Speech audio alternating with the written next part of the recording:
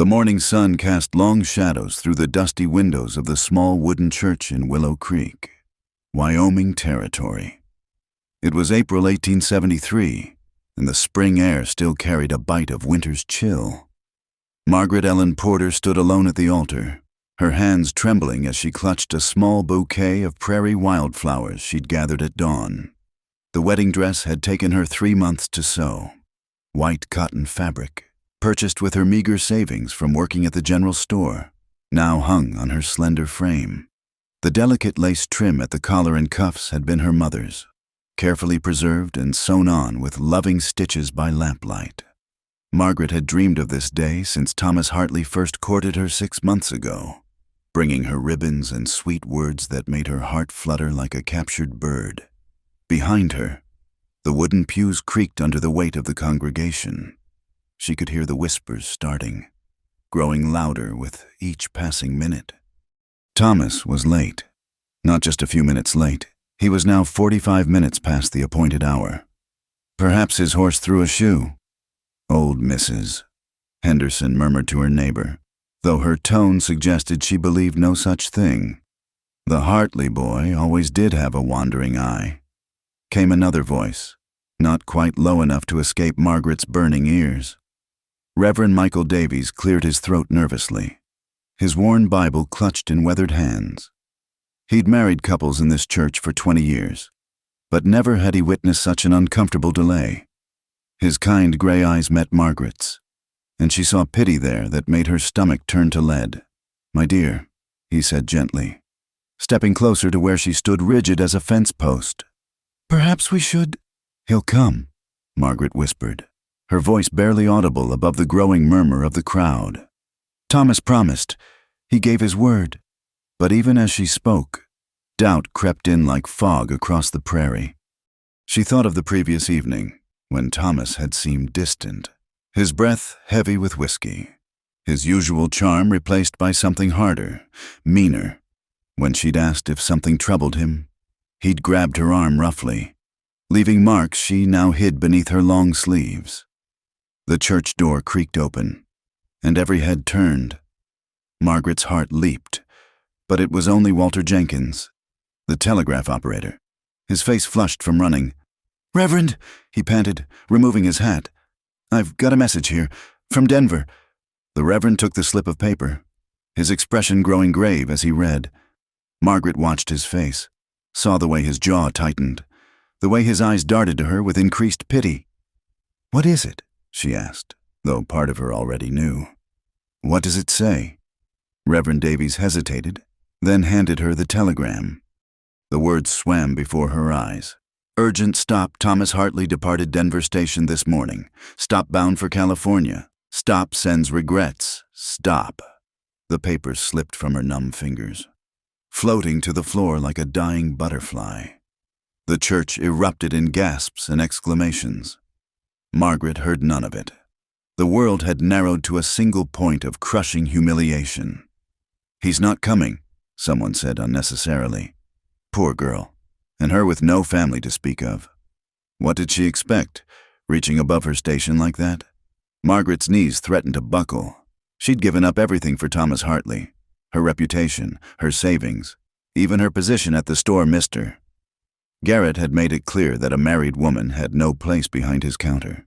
She'd burned every bridge, believing in promises whispered in the moonlight by a man whose father owned half the town. "Margaret," the Reverend said softly, reaching out to steady her. "Let me help you sit down." "No." The word came out strangled. She couldn't sit here, couldn't face these people with their knowing looks and false sympathy. Some of them had warned her. Martha Summers had tried to tell her about seeing Thomas with that saloon girl from Denver. But Margaret had been too much in love, too blinded by his attention and the promise of a better life. She turned slowly, lifting her chin despite the tears that threatened to fall. The congregation stared back at her, some with genuine sympathy, others with the satisfied expressions of those who enjoyed seeing pride brought low. At the back, she spotted Richard Hartley himself, Thomas's father, standing with his arms crossed. His expression was unreadable, but Margaret thought she saw a flicker of satisfaction in his cold blue eyes. He'd never approved of his son courting a shop girl. Margaret's voice cracked. She swallowed hard. Tried again. I apologize for wasting your morning. She took a step toward the aisle, then another. Her legs felt like water, but she forced herself to walk with what dignity remained to her. The whispers followed her like buzzing flies. Always thought she was too proud for her own good. That dress must have cost her everything. Where will she go now? As she reached the middle of the aisle, a wave of dizziness struck. The combination of no breakfast, tight corset stays, and overwhelming humiliation made the world tilt dangerously. She reached out blindly for support, finding the edge of a pew. "Just send me away," she whispered to no one in particular, to God perhaps, or to the reverend who had followed her. "Please, just let me disappear." Mrs. Abigail Finch, who ran the boarding house at the edge of town, stepped forward. She was a stout woman in her 50s, widowed young and hardened by years of frontier living, but her eyes held genuine kindness. "Come along, child," she said firmly, taking Margaret's arm. "You'll stay with me tonight. Tomorrow we'll figure out what's to be done." But Margaret pulled away, shaking her head. "I can't. I have no money for lodging. I spent everything on—" She gestured helplessly at her dress, the beautiful, useless dress that now felt like a shroud. "Nonsense. You'll work it off helping with chores. I've been needing an extra pair of hands." Richard Hartley's voice cut through the church like a whip crack. "The girl should leave town. Today. She's brought enough embarrassment to the Hartley name." The congregation fell silent.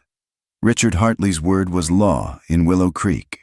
He held the mortgages on half the businesses, controlled the bank, and had the territorial judge in his pocket. "Now see here, Richard," Reverend Davies began. His gentle nature roused to indignation. "The girl has done nothing wrong. Your son is the one who—" "My son," Richard interrupted coldly, "made a wise decision to avoid a disastrous match. This girl clearly used her feminine wiles to try to trap him into marriage. Thank the Lord he came to his senses in time." Margaret felt each word like a physical blow. She wanted to scream the truth, that Thomas had pursued her relentlessly, that he'd made promises, that just last week he'd spoken of the children they'd have, the house he'd build her on the hill overlooking the valley. But what was the point? Who would believe her over the word of the most powerful man in town? The church door banged shut suddenly, the sound echoing like a gunshot. Everyone turned, and Margaret's blurred vision made out a tall figure silhouetted against the bright morning light. A man stepped inside, spurs jingling against the wooden floor. He wore trail-dusty clothes, a long duster coat, and a wide-brimmed hat pulled low over his face. A stranger. "Pardon the interruption," the man said, his voice deep and steady. "I'm looking for the sheriff's office. Was told I might find him here." Sheriff Morrison's been dead 3 months." Someone called out. "Caught a bullet from cattle rustlers. We haven't had law in town since—" The stranger pushed back his hat, revealing a weathered face. Dark hair shot through with premature silver, and eyes the color of storm clouds. He looked to be in his early 30s, with the kind of quiet strength that came from years of hard living. "Then I'm in the right place," he said, reaching into his coat. Several men tensed, hands moving toward weapons, but he merely pulled out a folded paper. "Cole Dawson, the territorial governor sent me. I'm your new sheriff." His gaze swept the congregation, taking in the scene, the reverend at the altar, the crowds in their Sunday best, and finally Margaret, standing alone in the aisle in her wedding dress, tears streaking her face. His expression shifted almost imperceptibly, understanding dawning in those gray eyes. He'd walked into the middle of something. That much was clear. "Just send me away," Margaret whispered again, swaying on her feet. The room was starting to spin, black spots dancing at the edges of her vision. "Please, I can't—" She never finished the sentence. The combination of stress, humiliation, and the too tight stays of her corset finally overwhelmed her. As she crumpled toward the floor, Strong arms caught her before she could fall. The last thing she saw before darkness claimed her was the face of the stranger, Cole Dawson, looking down at her with an expression she couldn't quite read. Concern, anger, or something else entirely. Then merciful unconsciousness took her away from the whispers, the stares, and the crushing weight of being a bride abandoned at the altar in a town where she now had nothing and no one. The morning that had begun with such hope had become her darkest hour, and Margaret Ellen Porter wished with all her heart that she could simply cease to exist, like morning mist burned away by the harsh Wyoming sun. When Margaret's eyes fluttered open, she found herself lying on a wooden pew. Mrs. Finch's worn shawl draped over her shoulders. The church had mostly emptied, leaving only a handful of people speaking in hushed tones near the door. Afternoon light slanted through the windows. She must have been unconscious for several minutes. "There now. Easy does it," Mrs. Finch said, helping her sit up. "You gave us quite a fright, dear."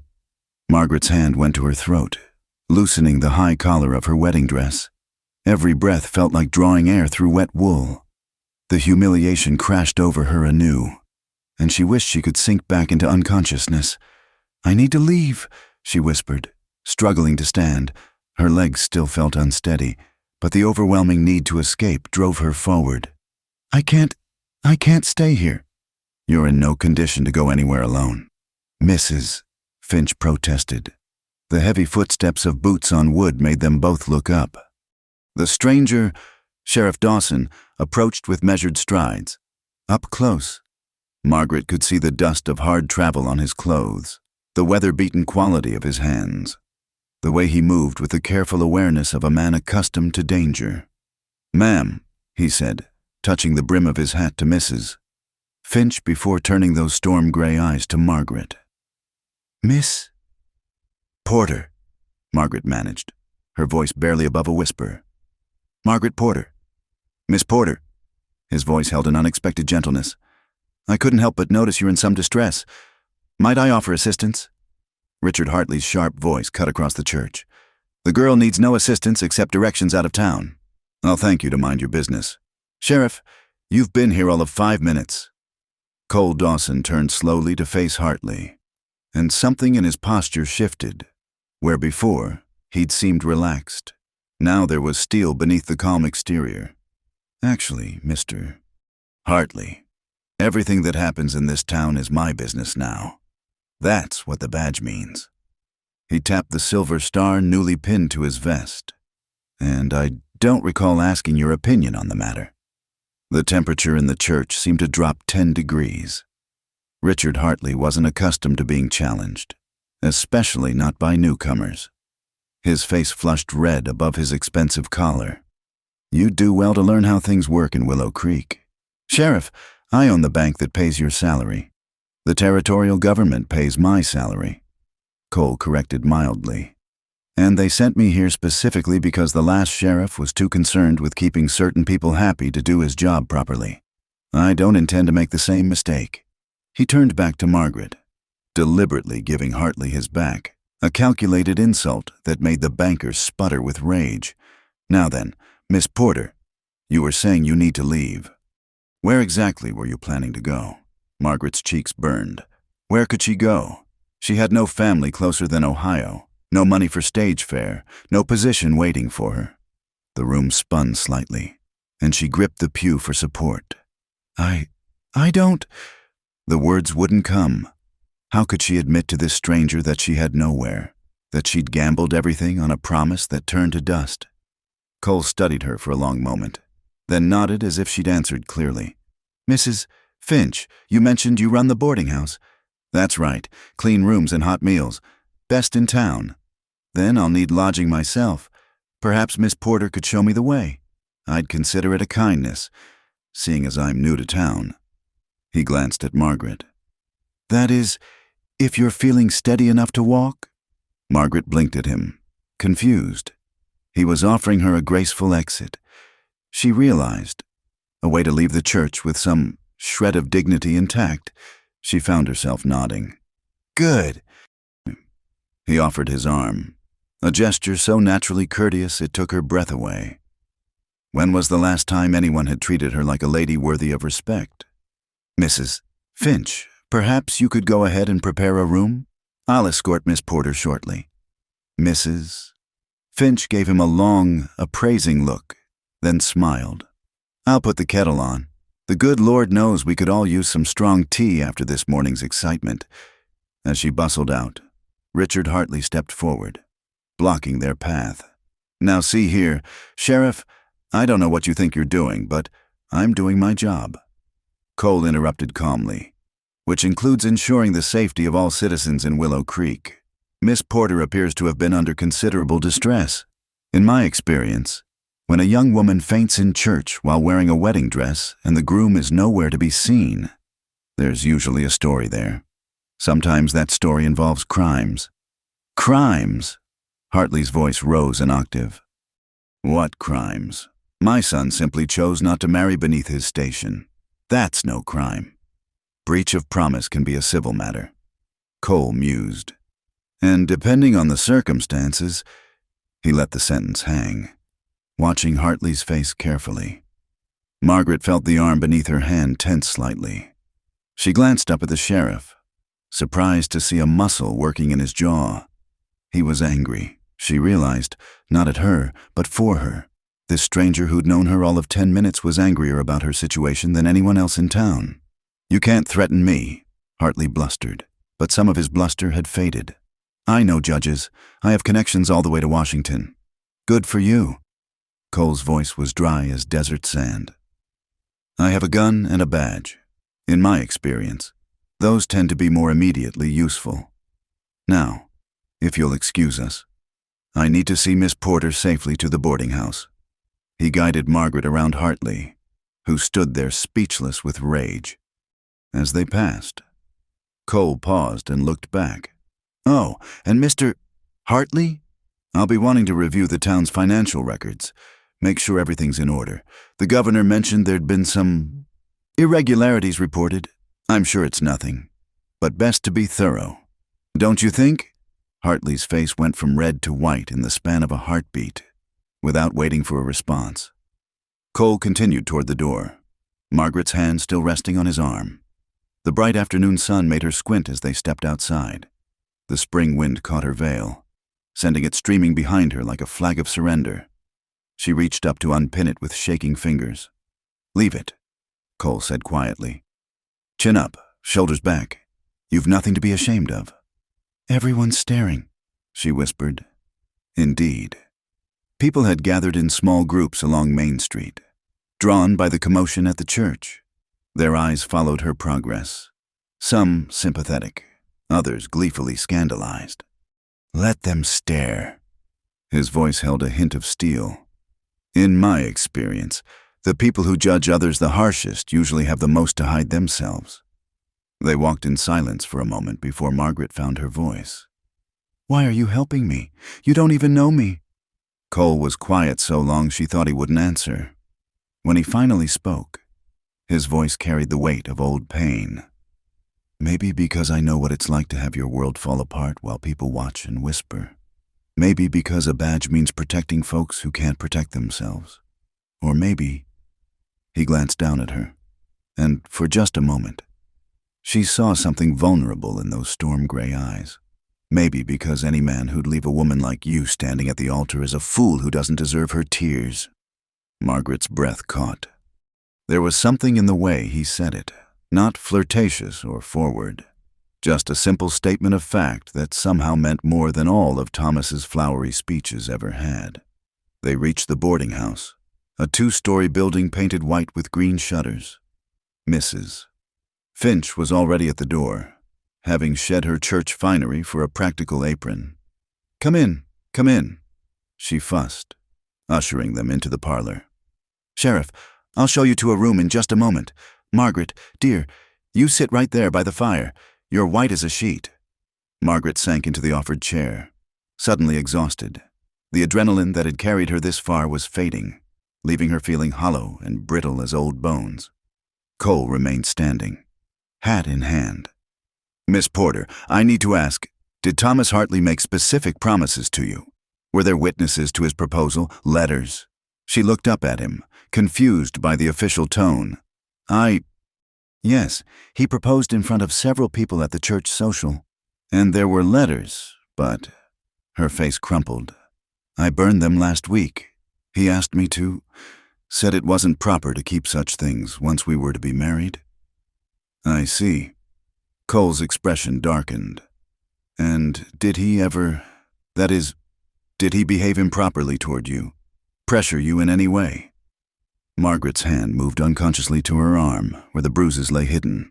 The movement wasn't lost on Cole, whose eyes sharpened like a hawk sighting prey. May I? He asked gently, gesturing to her sleeve. After a moment's hesitation, Margaret nodded, with careful fingers. He unbuttoned her cuff and pushed the fabric up, revealing the purple-black marks in the shape of fingers. The temperature in the room seemed to drop. Mrs. Finch gasped, her hand flying to her mouth. Cole's face went very still, the kind of stillness that preceded violence. When? His voice was soft, dangerous. Last night, Margaret whispered. He'd been drinking, said I was asking too many questions about the wedding arrangements. He didn't mean to, he just... Stop! The word came out sharp as a whip crack. Cole gentled his tone immediately. Don't make excuses for him.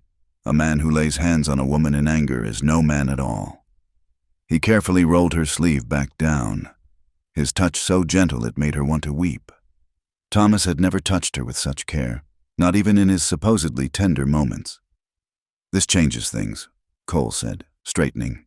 Abandonment is one thing. Assault is another. I'll be paying Mr. Thomas Hartley a visit when he returns to town. He won't return, Margaret said dully. The telegram said he was bound for California. Telegrams can lie.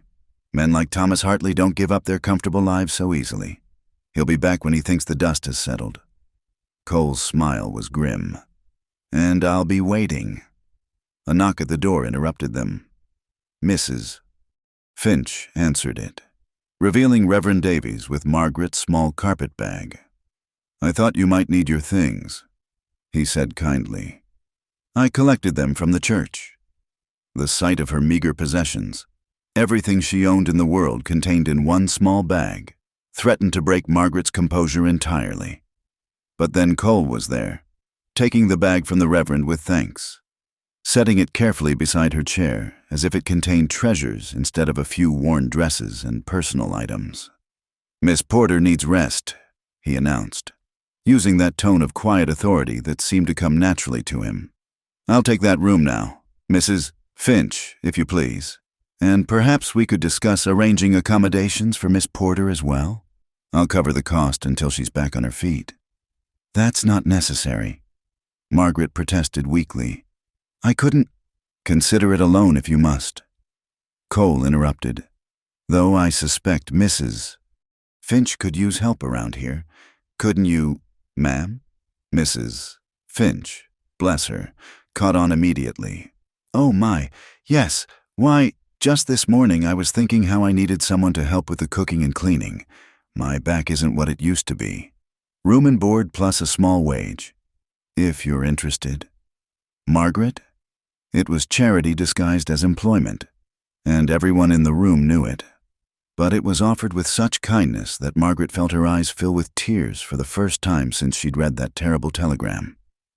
Thank you, she whispered, the words encompassing so much more than simple gratitude. Cole nodded, satisfied. Good, that's settled then. Now, I have some official business to attend to, setting up the sheriff's office, meeting with the town council. That sort of thing. He paused at the doorway, looking back at Margaret. Miss Porter, I'll need to take your statement about those bruises, when you're feeling up to it. There's also the matter of any debts or obligations Thomas Hartley might have left you with. The law's on your side more than you might think. With that, he placed his hat on his head and strode out, leaving Margaret staring after him in bewilderment. In the space of an hour, this stranger had shown her more kindness and respect than she'd received in months. Well, Mrs. Finch said after a moment, a speculative gleam in her eye. That's quite a man, our new sheriff. Quite a man indeed.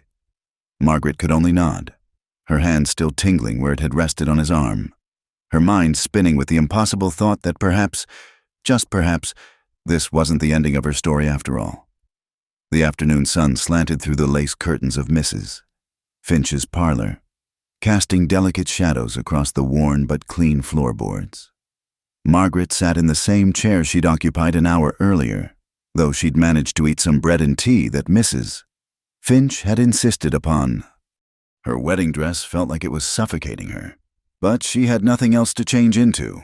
Her simple work dresses were at her former lodgings, and she couldn't bear the thought of walking through town again today.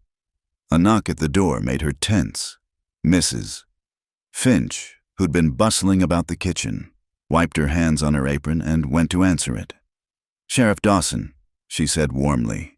"Back so soon?" "My apologies for the intrusion. Ma'am, I was hoping to speak with Miss Porter, if she's feeling up to it." Margaret's pulse quickened. She smoothed her skirts nervously as Cole entered the parlor, removing his hat. He'd been busy in the hour since he'd left. She could see fresh dust on his boots and a slight weariness around his eyes. "Miss Porter," he said with a slight nod. "How are you feeling?" "Better, thank you." Her voice came out steadier than she'd expected. "Mrs. Finch has been very kind." "Good." He glanced at Mrs. Finch. "Would it be possible for us to speak privately? I have some questions that might be of a delicate nature." Mrs. Finch looked between them, then nodded. "I'll be in the kitchen if you need anything. Just call out." When they were alone, Cole took the chair across from Margaret, setting his hat on his knee. For a moment, he simply studied her, and she found herself fighting the urge to fidget under that steady gray gaze. "I've been making inquiries," he said finally, "about Thomas Hartley, about you. I hope you don't mind, but in a situation like this, it helps to have all the facts." Margaret's stomach clenched. What did you learn? That you've worked at Garrett's General Store for 3 years? That you're originally from Ohio? Came west after your parents died of fever? That you've lived quietly, respectably, without a hint of scandal until Thomas Hartley started courting you? He paused. Also that several people tried to warn you about him, but you were, in their words, too much in love to listen.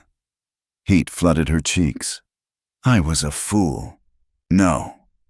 The word came out sharp, almost angry. "You were a woman who believed the promises of a man she thought she could trust. That doesn't make you foolish. It makes him a scoundrel." Margaret looked up, surprised by the vehemence in his tone. Cole was leaning forward slightly, his expression intense. "Miss Porter, I need to ask you something, and I need you to be completely honest with me. It's important." He waited for her nod before continuing. "Did Thomas Hartley that is, did he compromise you in any way, beyond the bruises?" Margaret's face flamed. She knew what he was asking, the question every person in town would be wondering. Had she given herself to Thomas before the wedding? In the eyes of society, that would make her ruined, regardless of his abandonment. "No," she whispered, then stronger. "No, He tried, several times, especially after we were engaged. Said it didn't matter since we'd be married soon, but I refused. My mother always told me," her voice cracked. "She said a woman's virtue was her greatest treasure. I suppose that's all I have left now." Something shifted in Cole's expression. Relief, perhaps, or respect. "That took courage. Many women in your position would have given in to the pressure. And maybe if I had, he wouldn't have left," Margaret said bitterly. "Or maybe he would have left sooner, with even less respect for you than he showed today." Cole's voice was gentle but firm. "Men like Thomas Hartley don't value what comes easily. They're hunters who lose interest once the chase is over." A comfortable silence fell between them. Margaret found herself studying this strange man who'd inserted himself into her disaster of a life. He wasn't handsome in the classical sense, not like Thomas with his golden hair and easy smile. Cole's face was too weathered, his features too sharp, but there was something compelling about him, a steadiness that made her feel safer than she'd felt in months. Why did you really come back? She asked suddenly. You said you had questions, but you haven't asked anything that required privacy. Cole's lips quirked in what might have been a smile. Observant, that's good. And you're right. He reached into his vest pocket and withdrew something wrapped in brown paper. I thought you might need these. Margaret took the package with trembling fingers, unwrapping it to reveal several hairpins and a small silver comb. Her hand flew to her hair, realizing for the first time that her elaborate wedding coiffure had come partly undone during her faint. How did you... Found them on the church floor. Figured they were yours. He cleared his throat, looking almost embarrassed. Seemed important. Women set store by such things. It was such a small gesture, yet it nearly undid her. Thomas had given her expensive gifts, ribbons, gloves, even a cameo brooch. But he'd never noticed the little things, never thought about what might be important to her beyond the showy gestures that made him look generous. Thank you, she managed around the lump in her throat. There's something else. Cole's expression grew serious again. When I was setting up the sheriff's office, I found some old files, reports that Sheriff Morrison had started but never finished. Your Thomas Hartley's name appears in several of them. Margaret's blood chilled. What kind of reports? Complaints, mostly. From women. Nothing ever came of them. Seems Morrison was persuaded to let matters drop, but there's a pattern there. Young women, usually without family or protection, courted intensely and then abandoned. Some left town in shame, others... He paused, choosing his words carefully.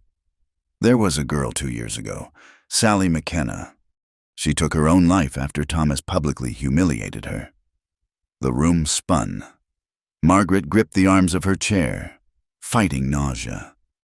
I didn't know. No one ever said...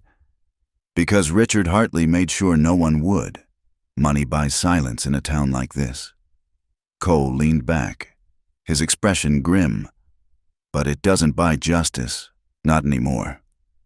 What are you going to do? That depends partly on you.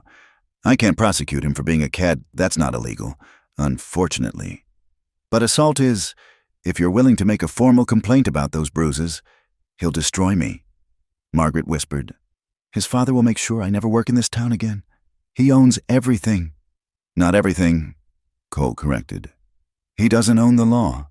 He doesn't own me. And he doesn't own you. Miss Porter, no matter what he might think. A knock interrupted them. Mrs. Finch peered around the door, looking apologetic. I'm sorry to interrupt, but there's someone here to see Margaret. Margaret's heart sank. Who could it be? She had no friends brave enough to visit her after this morning's debacle. But the woman who entered wasn't anyone she expected.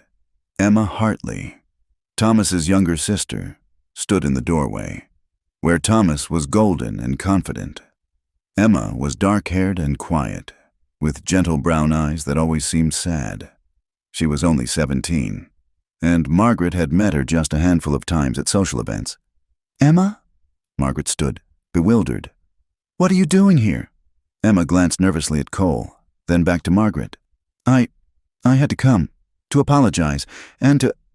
She reached into her reticule and pulled out an envelope. To give you this. Margaret took the envelope with numb fingers. Her name was written on the front in Thomas's familiar scrawl. He gave it to me last night, Emma said quietly.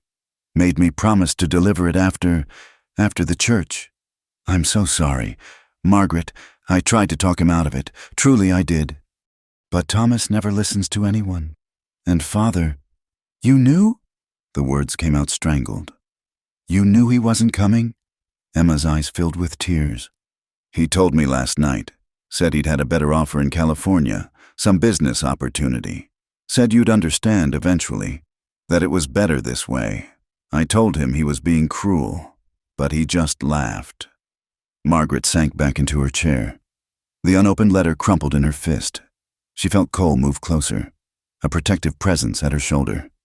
Miss Hartley, he said, his voice carefully controlled. Are you saying your brother planned this? The public humiliation? Emma nodded miserably. Father suggested it, said if Thomas simply broke the engagement, Margaret might make trouble, might demand compensation, but if she was left at the altar, publicly rejected, no one would take her side. She'd be too shamed to fight back. The calculating cruelty of it took Margaret's breath away. It hadn't been cold feet or second thoughts. It had been deliberate, planned humiliation designed to silence her.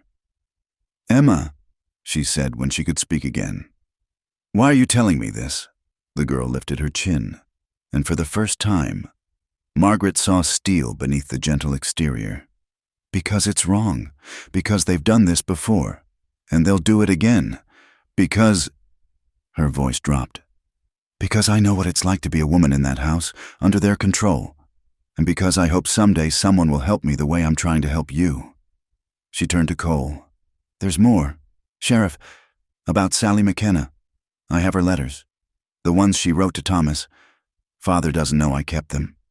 They prove Thomas promised to marry her, got her with child, then abandoned her. The baby died. And Sally, she couldn't live with the shame." The silence in the room was deafening. Margaret stared at Emma, then at Cole, whose face had gone dark with controlled fury. "You'd testify to this?" he asked quietly. "Knowing what it would mean. Your father would disown you." "Maybe," Emma said, though her voice trembled. "But I can't stay silent anymore. Not after seeing Margaret today, standing there in that beautiful dress, waiting for a man who was probably already halfway to Denver." She turned back to Margaret. "I'm so sorry. You deserve better." "You deserve better." With that, she fled, leaving Margaret holding the crumpled letter and staring at the door.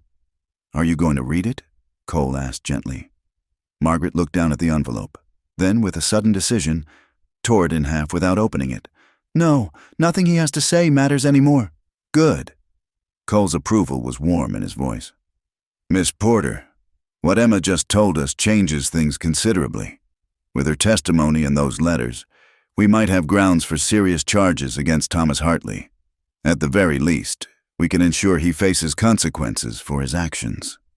But Emma, her father will ruin her life.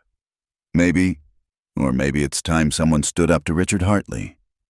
Cole moved to face her directly, and Margaret was struck again by the intensity in those storm-gray eyes. "But that's a decision for later. Right now, you need rest, and perhaps," he gestured delicately at her wedding dress, "something more comfortable to wear." Margaret looked down at herself and almost laughed. She was still in her wedding finery, now wrinkled and tear-stained. "My things are at my old lodgings. I suppose I'll have to fetch them tomorrow." "I'll send someone," Cole said firmly. "You don't need to parade through town again today. You've been through enough."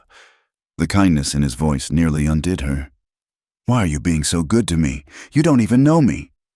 Cole was quiet for a long moment, then slowly reached up and unpinned something from inside his vest. It was a small, faded photograph of a young woman with laughing eyes and dark hair. "Her name was Isabel," he said quietly. "My sister.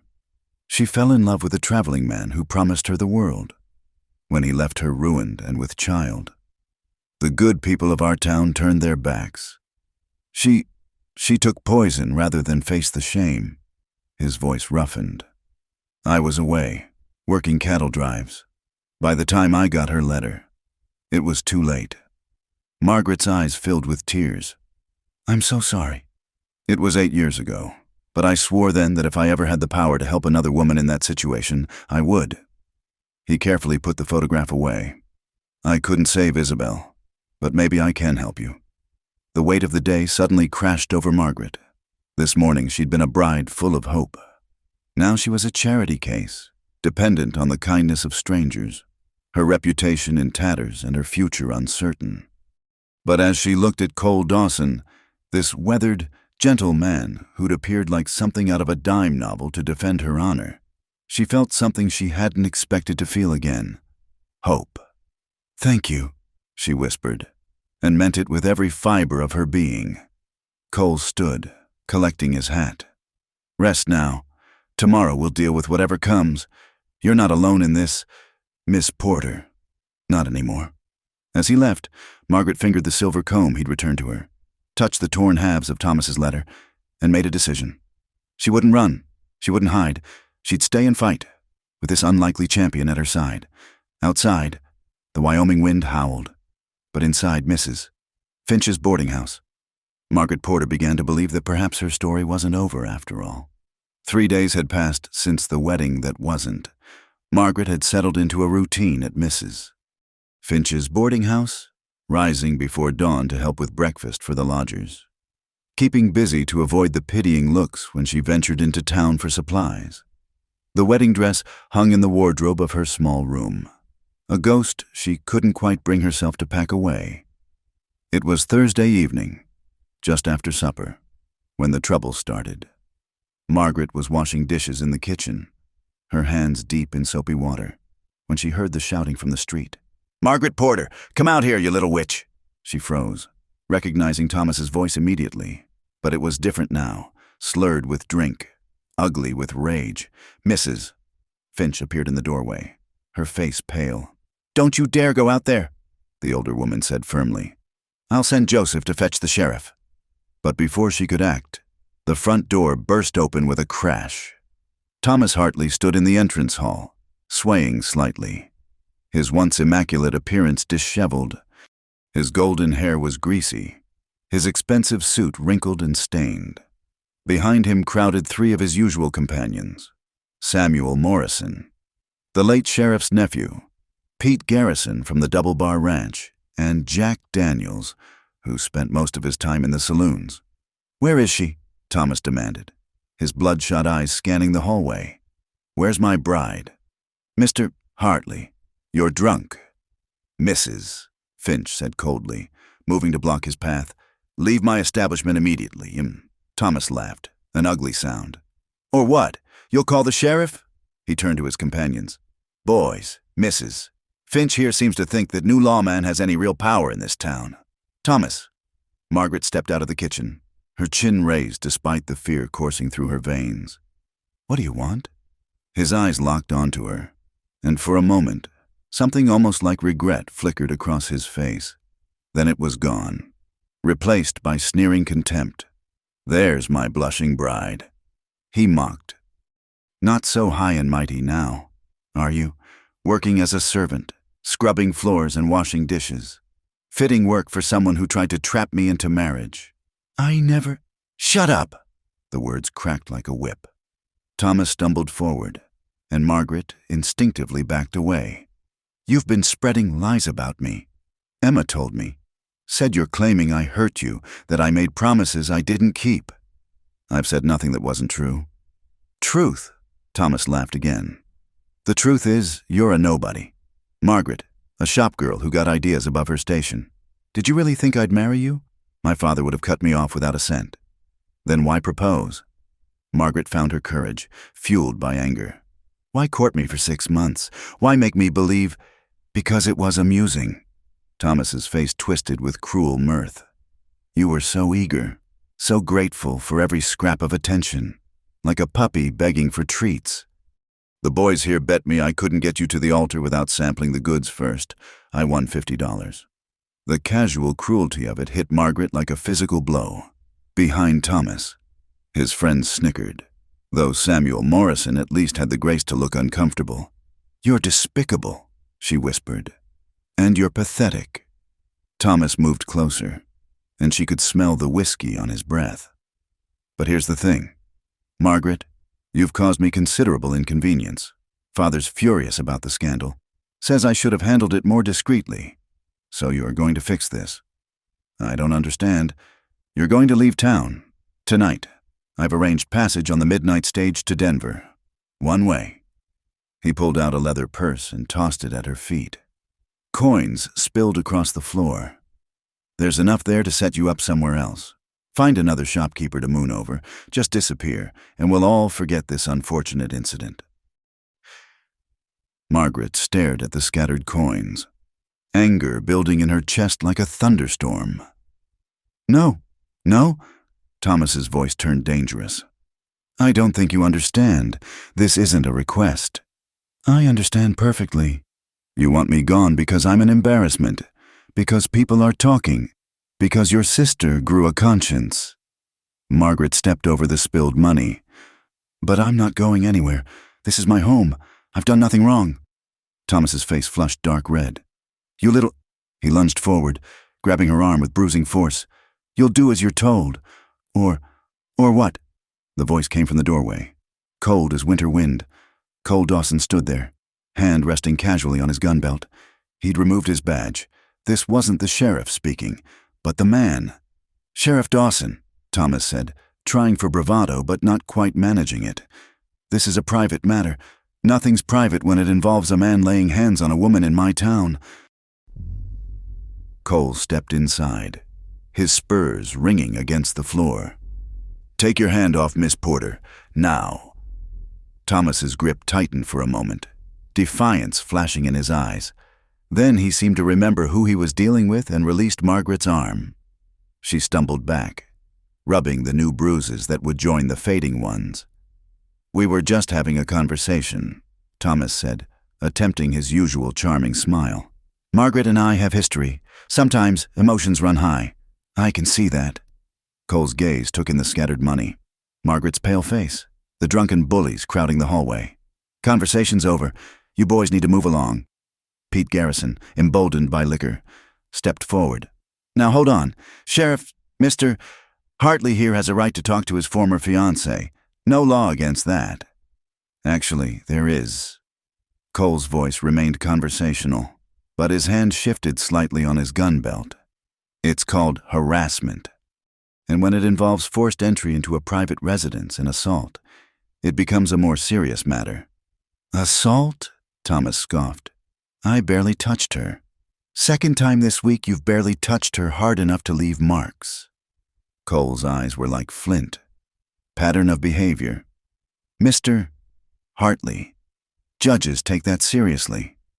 You threatening me? Sheriff. Stating facts. Here's another one. You're drunk and disorderly in a respectable establishment. That's enough for a night in jail. Want to keep pushing and see what else I can add to the list? The tension in the room ratcheted up another notch. Samuel Morrison tugged at Thomas's sleeve. Come on, Tom. This isn't worth it. But Thomas shook him off, his attention fixed on Cole. You think that badge makes you somebody? My father owns this town. One word from him and you'll be looking for work in Mexico. Maybe, Cole shrugged. But right now, tonight, I'm the law here, and the law says you need to leave. And if I don't? Cole's smile was thin and dangerous. Then we do this the hard way. Your choice. For a long moment, nobody moved. Margaret held her breath, acutely aware of the violence simmering just beneath the surface. These were hard men, used to getting their way through force or intimidation. But Cole stood there like a mountain, immovable and unimpressed. It was Jack Daniels who broke first. Tom, let's go. There's whiskey waiting at the Silver Dollar. Thomas's jaw worked furiously, but finally, he stepped back. This isn't over, he said, his gaze moving between Cole and Margaret. Not by a long shot. Looking forward to it. Cole replied mildly. Thomas bent and scooped up most of the scattered coins, shoving them back in the purse. The offer stands. Margaret, take the money and run.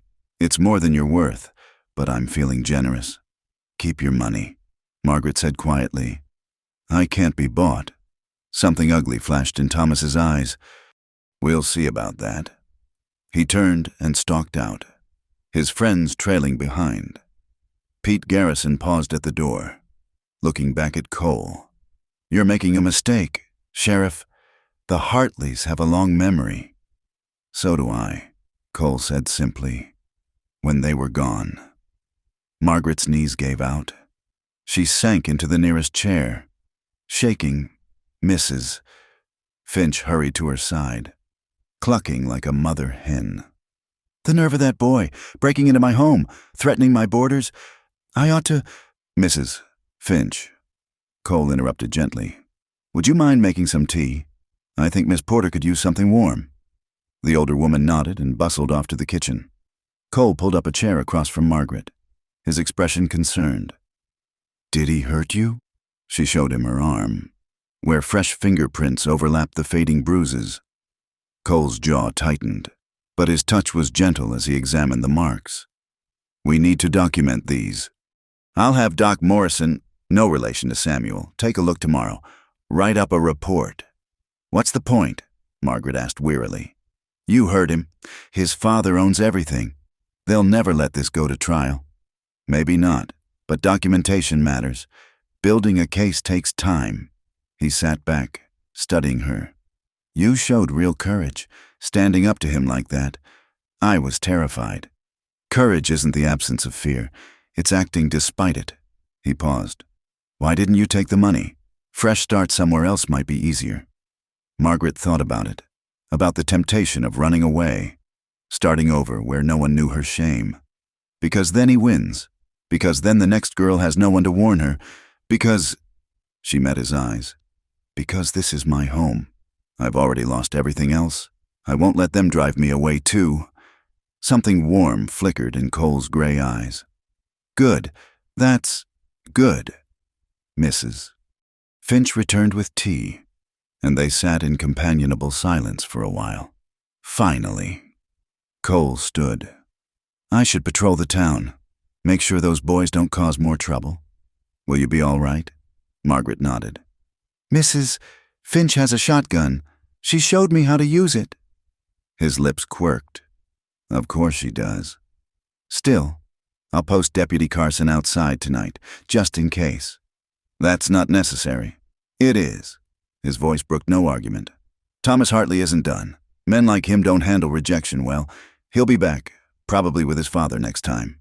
As if summoned by his words, the door opened again, but instead of Thomas, Richard Hartley himself entered, dressed in an expensive black suit despite the late hour. He removed his hat with exaggerated courtesy. "Sheriff, Miss Porter, Mrs. Finch." His voice was cultured, controlled, nothing like his son's drunken ranting. "I apologize for the disturbance. Thomas can be impetuous when he drinks." "Impetuous," Cole repeated flatly. "That's one word for it." Richard's cold eyes fixed on him. "I understand you've been making inquiries about my family, Sheriff, digging up old gossip, bothering the good people of this town with questions about matters long settled. Just doing my job. Your job," Richard said slowly, "is to keep the peace, not stir up trouble where none exists." Funny thing about peace. Cole mused. Sometimes it's just fear wearing a Sunday suit. Real peace comes from justice. "Justice." Richard's laugh was like ice cracking. "A noble concept. Tell me, Sheriff, what justice is there for a father whose son has been bewitched by a scheming woman? What justice for a family name dragged through the mud?" Margaret started to speak, but Cole held up a hand, his eyes never leaving Richard's face. "The only mud on your family name is what you've thrown there yourselves. Your son's a coward and a bully who preys on innocent women. The apple, as they say, doesn't fall far from the tree." Richard's face went white with rage. "You dare!" "I dare quite a bit, Mr. Hartley. See, I've been reading those files Sheriff Morrison left behind. Interesting stuff. Seems the Hartley family has quite a history of making problems disappear. Young women leaving town suddenly, business rivals having accidents. Even a territorial judge who changed his ruling after a private meeting with you." "Rumors and lies," Richard said, but something flickered in his eyes. "Fear? Calculation? Maybe, or maybe evidence of a pattern, the kind of pattern a federal marshal might find interesting." Cole smiled pleasantly. "I took the liberty of sending a telegram to Denver, just checking in, you understand, mentioning some of the irregularities I've noticed." The temperature in the room seemed to drop 10 degrees. When Richard spoke again, his voice was soft, deadly. "You're playing a dangerous game, Sheriff." "No game, just the law." Cole stood, hand resting on his gun. "Now, you've apologized for your son's behavior. Message received. Time for you to go." Richard's gaze moved to Margaret, and she shivered at the malevolence there. "Miss Porter, I had hoped to handle this matter quietly, with dignity. But if you insist on making a spectacle of yourself, consequences follow. I've just purchased the mortgage on this boarding house from the bank. Mrs. Finch has 30 days to pay in full or vacate the premises. Mrs. Finch gasped. You can't. I've never missed a payment. The terms of your loan allow for the note to be called in at the lender's discretion. Richard's smile was razor thin.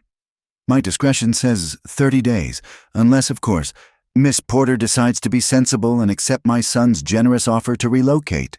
You bastard, Cole said quietly. Sheriff. Richard's voice cracked like a whip. Such language in front of ladies. I'll be filing a complaint with the town council about your unprofessional behavior. Good evening. He swept out, leaving stunned silence in his wake. Mrs. Finch sank into a chair, face pale. 30 days, she whispered. I don't have that kind of money. This place is all I have. I'm so sorry, Margaret said, tears streaming down her face. This is my fault. I'll leave. You'll do no such thing. Mrs. Finch's spine straightened. I've been pushed around by bullies before. Girl, Richard Hartley doesn't scare me. He should, Cole said grimly. But he made a mistake tonight. Overplayed his hand. What do you mean? Cole's smile was sharp as a blade. He just admitted to using his financial power to force a woman out of town. In front of witnesses. That's extortion. Ladies, and that is very much against the law. For the first time since Thomas had burst in, Margaret felt a spark of hope. Can you prove it? I can try, but we'll need help. And we'll need to be careful. Richard Hartley didn't get where he is by being stupid. He headed for the door, then paused. Lock up tight tonight. Deputy Carson will be outside. And Miss Porter, he met her eyes. Don't let them make you run. That's what they want, for you to disappear quietly, like all the others. Stay and fight. I'll stand with you. Then he was gone, leaving Margaret staring at the door, her heart pounding with fear and something else, something that felt dangerously like hope. Or maybe, whispered a treacherous voice in her mind, something that felt like love. The sheriff's office occupied a narrow building on Main Street, sandwiched between the barber shop and the telegraph office. Cole sat at his desk, oil lamp casting shadows across the papers spread before him. It was past midnight, but sleep eluded him. The confrontation with the Hartleys had lit a fire in his gut that wouldn't be quenched by rest. Deputy Ben Carson knocked and entered, bringing the smell of tobacco and night air. All quiet at the boarding house. Sheriff, though I saw lights burning late at the Hartley mansion. Plotting their next move, no doubt. Cole leaned back in his chair. Ben, I need you to ride to Denver tomorrow. Take these files to Marshal James Patterson. Tell him it's urgent. Ben's eyebrows rose. Calling in federal help? Insurance policy. The Hartleys have this town sewn up tight, but their reach doesn't extend to federal jurisdiction. Cole sealed the documents in an oilcloth packet. Leave before dawn. Don't let anyone see you go. After Ben left, Cole returned to the papers on his desk. Sheriff Morrison's unfinished reports painted a damning picture. Young women, always those without protection or standing, courted by Thomas Hartley and then discarded. But one name kept appearing. Sally McKenna. He pulled out a faded photograph paper-clipped to her file. A pretty girl with dark hair and laughing eyes stared back at him. According to Morrison's notes, she'd worked at the Silver Dollar Saloon, respectable work for a girl with no family, serving drinks and keeping the peace. Thomas had pursued her relentlessly in the summer of 1871. Cole studied Morrison's cramped handwriting. McKenna came to office May 15th. Claims T. Hartley promised marriage. Showed letters as proof. Girl is with child. Advised her to speak with Reverend Davies. The next entry was 2 weeks later. R. Hartley visited. Generous donation to Sheriff's Pension Fund. McKenna matter resolved. Resolved. Cole's jaw clenched. 3 months later, Sally McKenna was dead, along with her baby. The official cause was listed as death by misadventure, but Morrison had scrawled a note in the margin, laudanum, suicide certain. A soft knock interrupted his thoughts. Cole's hand went to his gun. then relaxed as Margaret's voice came through the door. "Sheriff? It's Margaret Porter. I saw your light." He opened the door to find her wrapped in a dark shawl, carrying a basket. "Miss Porter, you shouldn't be out alone at night." "I couldn't sleep. Mrs. Finch was baking, nervous energy, she says, and I thought—" She lifted the basket. "Fresh bread and coffee?" Despite everything, Cole smiled. "Come in." She entered hesitantly, eyes widening at the chaos of papers covering every surface. What is all this? Evidence, or what passes for it? He cleared a chair for her. Sheriff Morrison was more thorough than the Hartleys knew. He documented everything, even if he didn't act on it. Margaret set out the bread and poured coffee from a ceramic pot. The domestic normalcy of it struck Cole. How different this was from his usual solitary nights. "Find anything useful?" she asked. Cole hesitated, then pushed Sally McKenna's photograph across the desk. Margaret studied it, her face paling. "She's beautiful. Is this—" "Sally McKenna, the girl Emma mentioned." Cole outlined what he'd learned, watching Margaret's expression shift from sadness to anger. "He destroyed her," she whispered, "just like he tried to destroy me." "But you're stronger than he counted on." Cole accepted the cup of coffee she offered, their fingers brushing briefly. "Most women in your position would have taken his money and run." "Maybe I'm just stubborn." Margaret wrapped her hands around her own cup. "My mother used to say I was too headstrong for my own good." "Your mother sounds wise." "She was." Margaret's voice softened. "She died when I was 16. Father followed a year later. That's when I came west. Nothing left for me in Ohio." "I'm sorry." She shrugged, a gesture that didn't quite hide the old pain. "It was a long time ago, but I think they'd be ashamed of me now. Their daughter, left at the altar, the subject of gossip and scandal." "No." The word came out sharper than Cole intended. "They'd be proud. You're standing up to powerful men who've never been challenged. That takes courage. Or foolishness." She met his eyes. "Sheriff, Cole, why are you really doing this? It can't just be about your sister." Cole was quiet for a long moment, considering his words. Maybe it started that way. But now, he set down his cup, choosing honesty. "Now it's about you, about seeing justice done for once in this godforsaken town, about proving that money and power don't always win. And if they do win, if Richard Hartley destroys you like he's destroyed others, then at least I tried." He leaned forward. "Margaret, I need to ask you something. These letters Sally showed Morrison, if we could find them, they'd be evidence of a pattern, proof that Thomas makes a habit of false promises. Emma said she had them, but approaching Emma directly puts her at risk. Her father's already suspicious." Cole rubbed his jaw, thinking, although there might be another way. He pulled out a fresh sheet of paper and began writing. Margaret watched, curious. "What are you doing?" "Writing to Judge William Thornton in Denver. He's an old friend. Honest as they come. If we can document Thomas's history of deception, establish a pattern of behavior, Thornton might be willing to hear a case. But wouldn't we need Thomas here for that? He's halfway to California by now." Cole's smile was grim. "That's what he wants everyone to think. But I've been checking the telegraph office. No tickets purchased in Thomas Hartley's name for any westbound stage or train. He's still in the area, probably at one of his father's ranch properties." Margaret's hand trembled as she set down her cup. "He's still here? Don't worry. Ben's watching the roads. If Thomas comes back to town, we'll know." Cole noticed her fear and softened his tone. "He's a coward. Margaret, bullies usually are. Without his father's protection and his friends to back him up, he's nothing." "His father's protection seems quite sufficient," Margaret said bitterly. 30 days. Cole, Mrs. Finch has 30 days before she loses everything, and it's my fault." "No, it's Richard Hartley's fault, and we're going to stop him." "How?" Cole pulled out another file. "By following the money. See, Richard Hartley owns the bank, but banks are regulated by territorial law. They have to keep proper records, file reports, and according to these papers Morrison collected, there are some interesting discrepancies.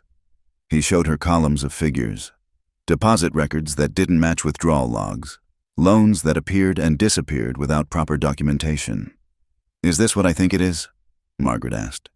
"Embezzlement, fraud, using bank funds as his personal treasury." Cole tapped the papers. Morrison knew but never acted on it. Too scared or too bought, but with federal marshals involved. Richard Hartley could go to prison, if we can prove it, which means getting access to the current bank records. Cole met her eyes. "Margaret, you worked at the general store. You know bookkeeping?" "Yes, mister.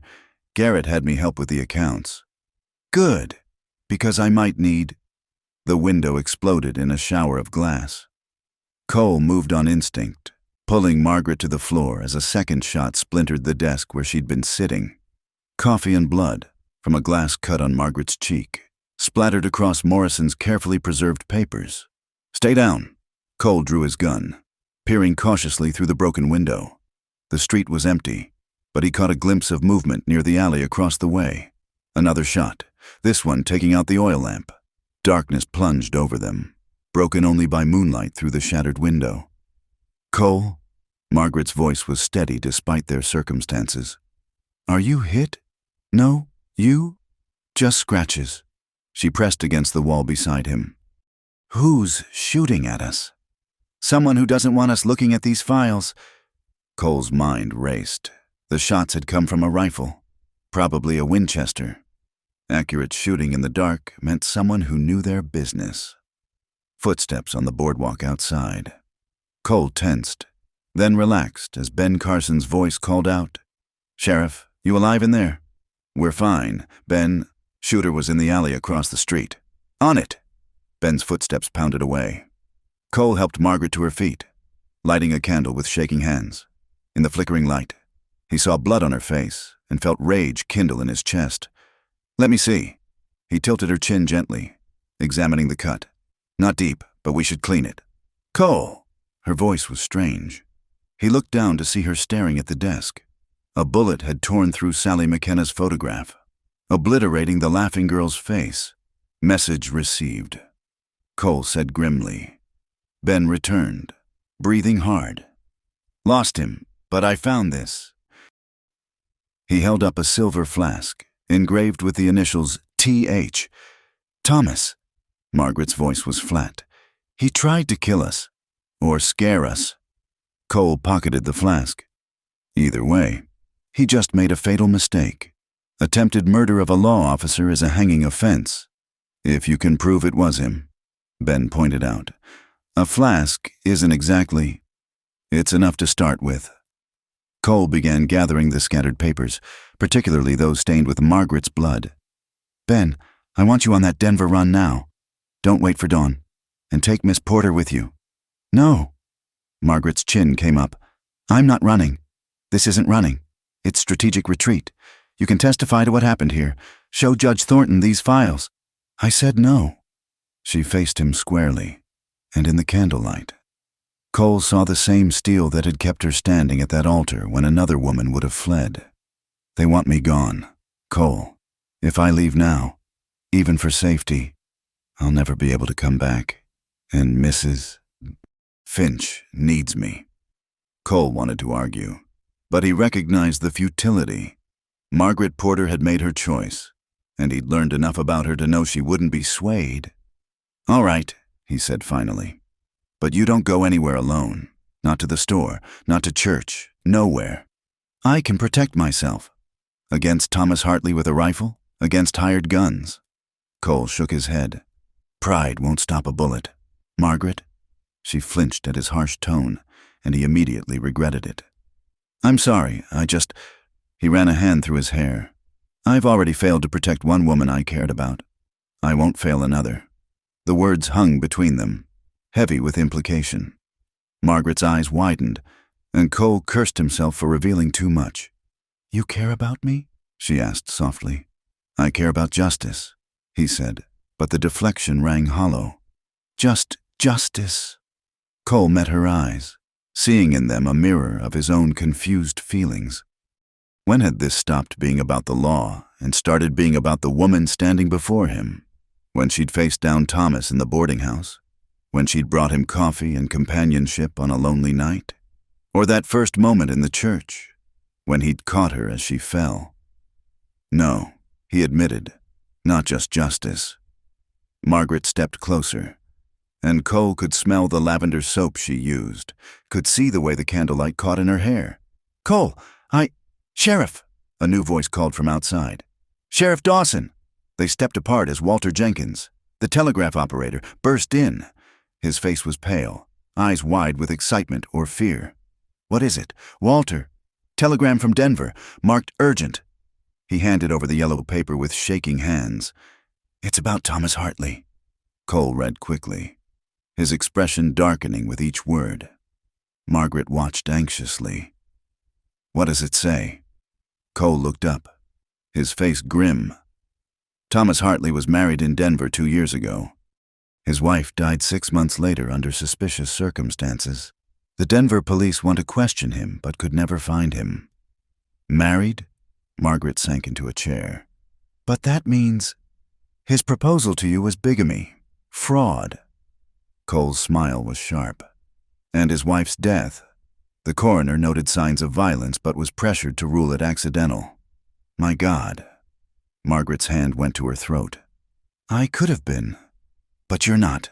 You're alive, and we're going to make sure you stay that way." Cole turned to Ben. "Change of plans. You're staying here. I want guards on Miss Porter and Mrs. Finch around the clock." "Where are you going?" Margaret asked. "To find Thomas Hartley before he runs again." Cole checked his gun, his movements precise and deadly. "He's escalated from assault to attempted murder. Who knows what he'll do next?" "Be careful," Margaret said softly. "Please." Cole paused at the door, looking back at her. In the candlelight, with blood on her face and steel in her spine, she'd never looked more beautiful. "Always am," he said, and they both knew it was a lie. As he stepped into the night, Cole felt the weight of what he'd learned. Thomas Hartley wasn't just a spoiled rich boy who'd broken a woman's heart. He was a killer who'd done it before. And somewhere in the darkness, he was waiting. The morning sun climbed high over Willow Creek, casting harsh shadows down Main Street. It was Saturday, market day, and the town should have been bustling with ranchers and farmers. Instead, an unnatural quiet hung in the air, as if the entire town held its breath. Margaret stood at the window of Mrs. Finch's boarding house, watching Cole prepare for what was to come. He'd spent the night hunting Thomas Hartley, returning at dawn empty-handed but with grim news. Thomas was back in town, holed up at the Hartley mansion with his father. "You don't have to watch, Mrs." Finch said gently, placing a hand on Margaret's shoulder. "Yes, I do." Margaret's fingers gripped the window frame. "This is happening because of me." Outside, Cole stood in the middle of the dusty street, his badge glinting in the sun. Ben Carson flanked him on the right, while 2 other deputies Cole had sworn in that morning, Tom Brennan and Jake Sullivan, honest ranch hands who'd had their own run-ins with the Hartleys, took positions near the bank and the general store. The plan was simple. Arrest Thomas Hartley for attempted murder. The execution would be anything but, as if on cue. The doors of the Hartley mansion swung open. Richard Hartley emerged first, dressed in his finest black suit as if attending a funeral. Behind him came his lawyer, Matthias Cromwell, carrying a leather case. Then came Judge Horace Pike, a thin man who owed his position to Hartley money. Finally, Thomas appeared. He wore fresh clothes, his golden hair slicked back, looking every inch the gentleman rather than the would-be killer who'd fired through the sheriff's window. A gun belt sat low on his hips, unusual for him, as Thomas had always preferred others to do his violence. The procession made its way down Main Street like a parade of power. People emerged from shops and homes to watch, drawn by morbid curiosity and the sense that something momentous was about to unfold. Richard Hartley stopped 20 feet from Cole, his entourage spreading out behind him. "Sheriff Dawson, I understand you've been making wild accusations about my son." "No accusations," Cole said calmly. "Just an arrest warrant. Thomas Hartley, you're under arrest for the attempted murder of a peace officer." Thomas laughed, the sound carrying clearly in the still air. "This is ridiculous. I was playing cards at the Criterion Club last night. I have witnesses." "Paid witnesses don't count," Cole replied. "And you left this behind." He held up the engraved flask. "That proves nothing," Cromwell interjected. Stepping forward, "That flask could have been stolen, planted. You have no real evidence. I have more." Emma Hartley pushed through the crowd, her face pale but determined. In her hands, she clutched a bundle of letters tied with ribbon. "I'm sorry, Father, but I can't stay silent anymore." Richard's face went white with rage. "Emma, get back to the house, now." "No." She moved to stand beside Cole, her voice gaining strength. "These are letters Thomas wrote to Sally McKenna, promises of marriage, acknowledgments of her condition, and threats when she demanded he keep his word." "You little traitor," Thomas snarled, starting forward. Cole's hand dropped to his gun, and Thomas stopped. "There's more," Emma continued, tears streaming down her face. "I also have a telegram from Thomas's wife in Denver, his legal wife, sent just before she died. She was afraid of him. She wanted to leave, but said he'd threaten to kill her if she tried." The crowd murmured, shock rippling through the assembled townspeople. Margaret saw faces she recognized. Mr. Garrett from the store, Reverend Davies, even some of the women who'd whispered about her at church. Their expressions were changing, shifting from curiosity to horror. "Enough of this farce," Richard declared. He turned to Judge Pike. "Judge, I demand you put an end to this illegal harassment of my family." Pike cleared his throat nervously. "Well, now, Sheriff, these are serious charges, but without proper procedures." "The procedures are simple," Cole interrupted. "I'm arresting Thomas Hartley. He can surrender peacefully or resist, his choice." "You think you're some kind of hero?" Thomas stepped forward, his hand hovering near his gun. "You ride into town. Start sniffing around where you don't belong, filling women's heads with foolish ideas. You know what happened to the last sheriff who crossed us?" "He died," Cole said flatly. "Shot by rustlers. According to the report. Funny thing, though, those rustlers were never caught. Almost like someone warned them the sheriff was coming." Richard's control finally snapped. "You dare accuse us of—" "I accuse you of nothing. Yet." Cole's voice remained steady. "But federal marshals will be here by Monday. They'll be very interested in your bank's books, Mr. Hartley, and in your son's dead wife." "Federal marshals?" Richard's composure cracked. "You had no authority to—" "I had every authority. Attempted murder of a federal officer, that badge makes me one. Is federal jurisdiction." Cole smiled grimly. "You overplayed your hand. Hartley, both of you." Thomas's face contorted with rage. "You think you've won. You think that shop girl is worth destroying everything my family built. She's nothing, a nobody who should be grateful I even looked at her." "That's enough," Cole said quietly. But Thomas wasn't finished. His voice rose, carrying to every ear in the street. "I could have had her any time I wanted. She practically threw herself at me. The only reason I didn't take what she offered was because spoiled goods aren't worth marrying." The lie was so blatant, so cruel, that Margaret felt it like a physical blow. She pressed her hand to the window, wanting to scream the truth, but her voice died in her throat. It was Mrs. Finch who acted. The older woman stormed out of the boarding house, her face thunderous. "Thomas Hartley, you're a lying snake. That girl turned you down more times than I can count. I heard her through the walls, telling you to wait for marriage like a proper lady should." Other voices joined in. "Mr. Garrett stepped forward. "It's true. Miss Porter always conducted herself properly in my store. Can't say the same for Mr. Hartley here. The boy's got a reputation." Someone called from the crowd. "Ask any father with daughters." Thomas's face flushed ugly red. "Shut up," All of you, you're nothing but dirt beneath our boots. That's what you really think, isn't it? Cole said. That money makes you better, that it gives you the right to destroy lives. He shook his head. You're wrong, and you're under arrest. No! Thomas went for his gun. Cole was faster. His weapon cleared leather and fired in one smooth motion. The bullet caught Thomas in the shoulder, spinning him around. His pistol flew from nerveless fingers as he fell to the dust. Screaming, "Thomas!" Richard rushed to his son's side. "You shot him! You shot my boy!" He drew first, Cole said, keeping his gun trained on the fallen man. 20 witnesses saw it. 30, someone corrected. Maybe 40. Doctor, Morrison pushed through the crowd, kneeling beside Thomas. He'll live, shoulders shattered, but he'll live. To stand trial, Cole added. He nodded to Ben Carson. Deputy, take Mr. Thomas Hartley into custody. If his father interferes, arrest him too. This isn't over, Richard hissed, cradling his moaning son. I'll destroy you. I'll destroy everyone who stood against us today. You can try. Cole finally holstered his weapon. But your son's going to prison. Mr. Hartley, the federal marshals will see to that.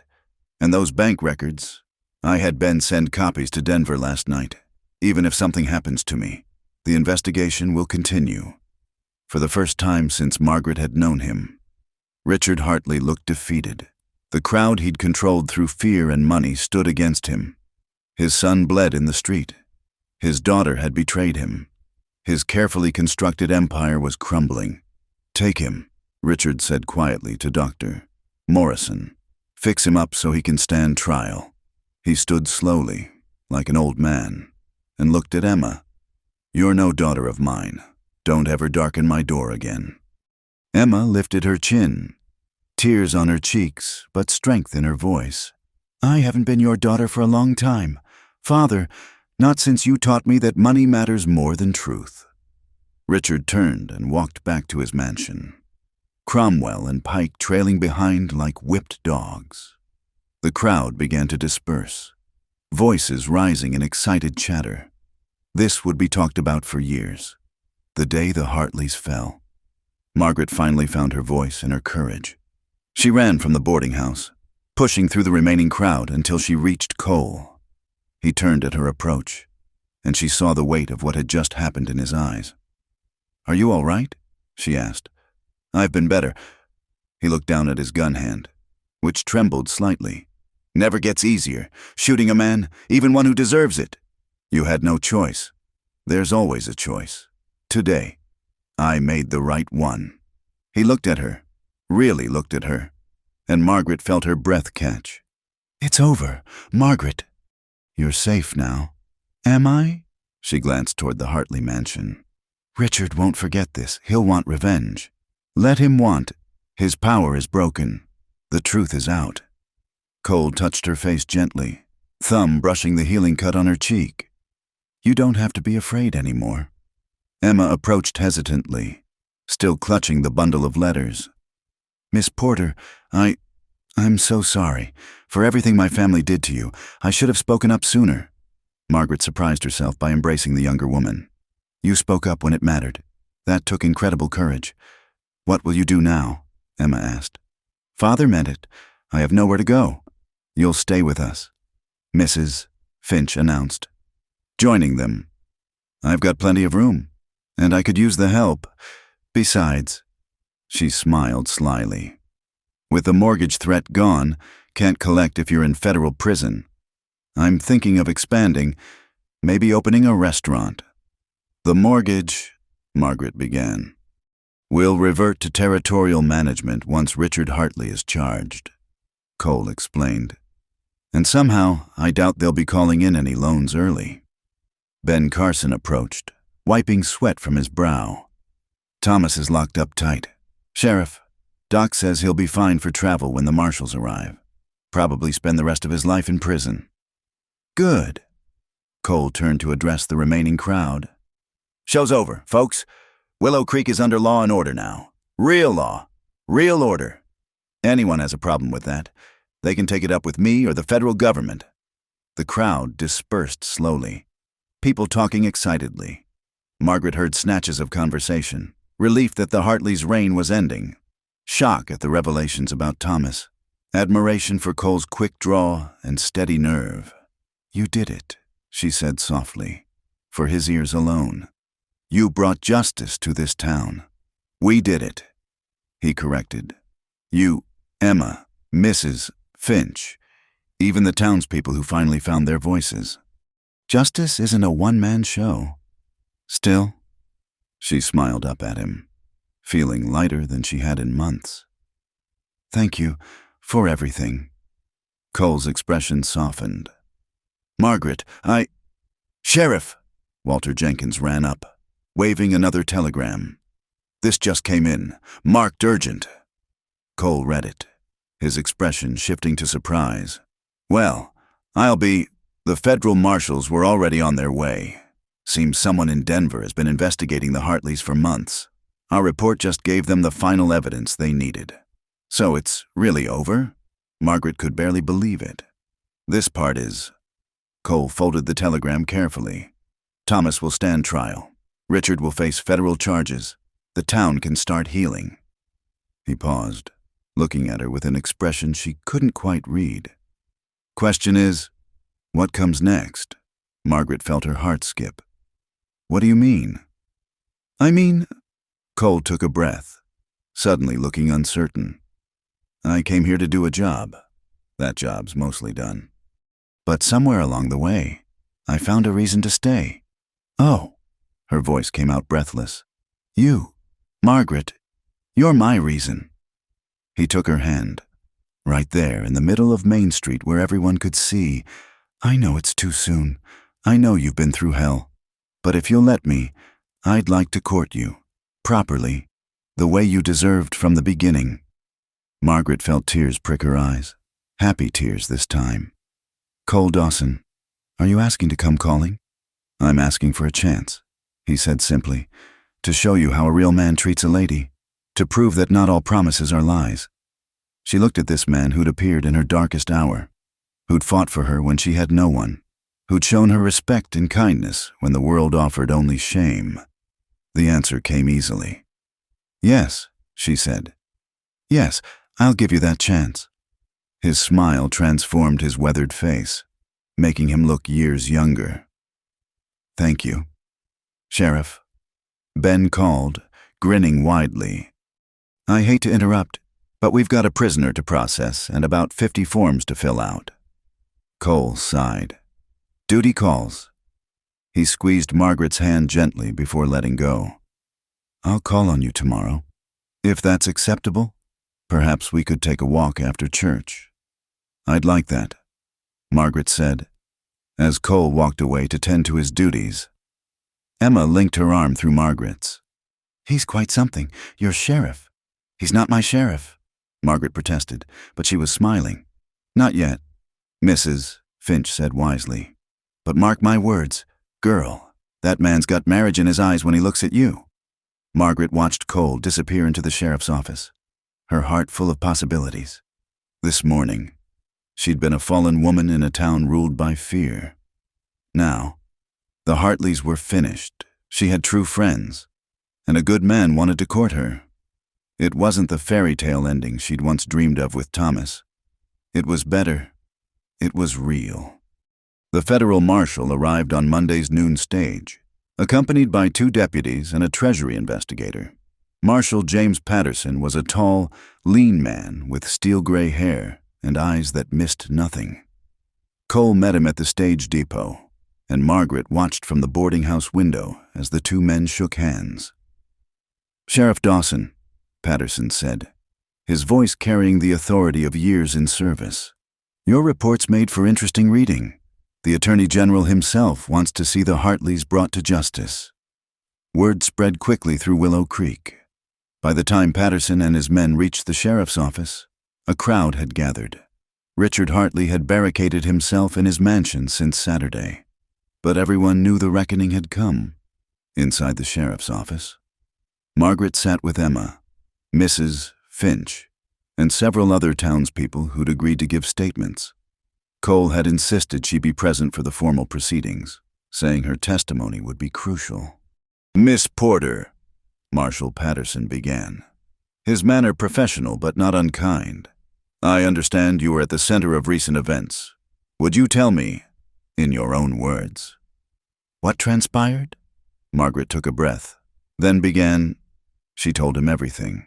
Thomas's courtship, the promises, the bruises, the abandonment at the altar. Her voice grew stronger as she spoke, especially when Emma produced the letters from Sally McKenna. "These are damning," Patterson murmured. Reading through them, clear evidence of a pattern of predatory behavior. And this telegram from the deceased wife in Denver. "There's more." Cole interjected. He laid out the evidence of financial malfeasance at the bank, the suspicious death of Sheriff Morrison, the intimidation tactics used against anyone who opposed the Hartleys. Patterson listened intently, occasionally asking pointed questions. When the Treasury investigator, Mr. Aldrich, examined the bank records Cole had secured, his expression grew increasingly grim. "This is massive fraud," Aldrich announced. "Embezzlement on a scale that, good Lord, they've been stealing from depositors for years. Fake loans, phantom investments, skimmed funds. The bank is insolvent." "What does that mean, Mrs.?" Finch asked anxiously. "People's savings will be protected by territorial guarantee, ma'am," Patterson assured her. "But Richard Hartley will face federal prison. This is exactly the kind of corruption the government wants stamped out in the territories." A commotion outside drew their attention. Through the window, Margaret saw Richard Hartley approaching with a small army of hired guns. Rough men from the outlying ranches who'd do anything for pay. "Looks like he's not going quietly," Cole observed, checking his weapons. "He's a fool if he thinks he can fight federal authority." Patterson said. He turned to his deputies. "Gentlemen, prepare for trouble." But before violence could erupt, something unexpected happened. The townspeople of Willow Creek, emboldened by recent events, emerged from shops and homes. They carried rifles, shotguns, even pitchforks. Mr. Garrett stood at their head, his usually mild face set with determination. "That's far enough, Hartley," the shopkeeper called out. "We've had enough of your bullying. You're not fighting just the law now. You're fighting all of us." Richard Hartley pulled up short, his hired guns looking uncertain. They'd been prepared to face a few lawmen, not an entire armed town. "You people," Richard snarled. "I made this town. I gave you jobs, loans, prosperity. You gave us fear," someone shouted back. "And theft disguised as banking." Reverend Davies stepped forward, his voice carrying the moral authority of his position. "Richard Hartley, you've sown the wind. Now you must reap the whirlwind. Surrender peacefully, and make your peace with God." For a moment, the scene balanced on a knife's edge.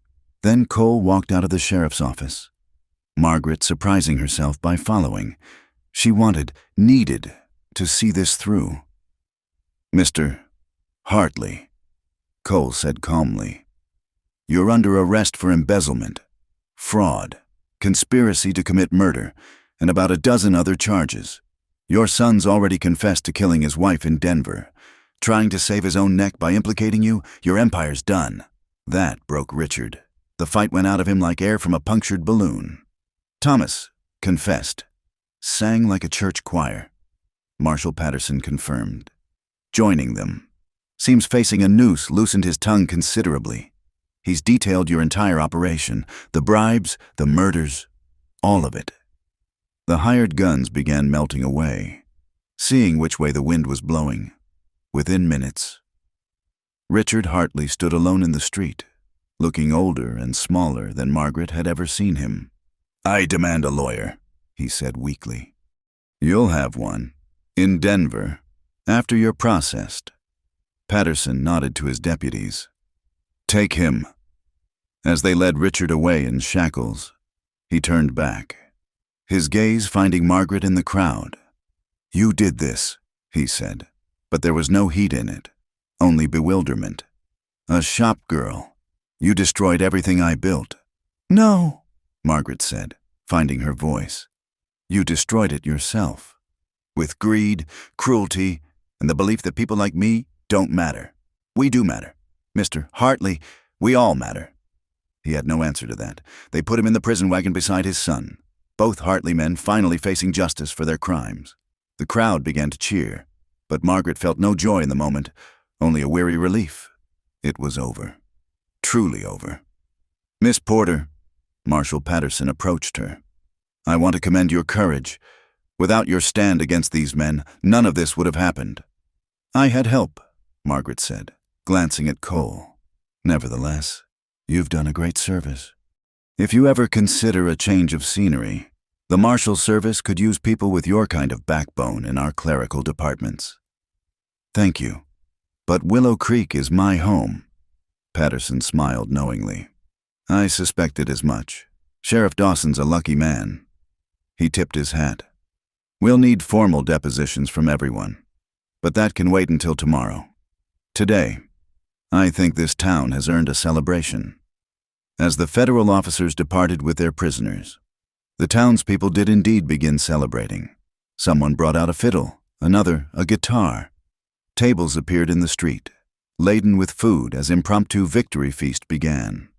Margaret found herself swept into the celebration, accepting congratulations and thanks from people who'd whispered about her just days before. It was overwhelming, and she soon sought refuge in the quiet of the church. She found Cole there, sitting in the same pew where she'd waited for Thomas. He looked up as she entered, a question in his eyes. Needed some quiet? He asked. Something like that. She sat beside him, acutely aware this was where her humiliation had begun. It feels strange, being here, like it was a lifetime ago. In a way, it was. You're not the same woman who stood at that altar. No, Margaret agreed. That woman was naive, trusting, foolish, human. Cole interrupted gently. And brave, even then. It takes courage to love, to hope, to believe in someone. Even when they don't deserve it? Especially then, because that's when you learn who you really are. He shifted to face her. Margaret, these past days have been a whirlwind. You've been through more than anyone should have to endure, but through it all, you've shown grace, strength, and dignity that humble me. Margaret felt tears prick her eyes. I was terrified most of the time. Courage isn't the absence of fear, it's acting despite it, she finished. You told me that, and you proved it true. He reached into his vest pocket. I have something for you. I wasn't sure when to give it to you, but this seems right. He pulled out a small velvet box. Margaret's breath caught as he opened it, revealing a simple gold ring with a small sapphire. It was my mother's. Cole said quietly. She gave it to me before she died. Told me to give it to the woman who could see past my rough edges to the man beneath. I've carried it for 10 years, never finding anyone who... He paused, vulnerability clear in his eyes. Margaret Porter, I know this is fast. I know you've just been through hell, but I also know that I love you. Have from almost the moment I caught you in that church. Margaret's tears spilled over. Cole, I'm not asking for an answer now, he continued quickly. I'm asking for time. Time to court you properly, to prove myself, to show you what real love looks like.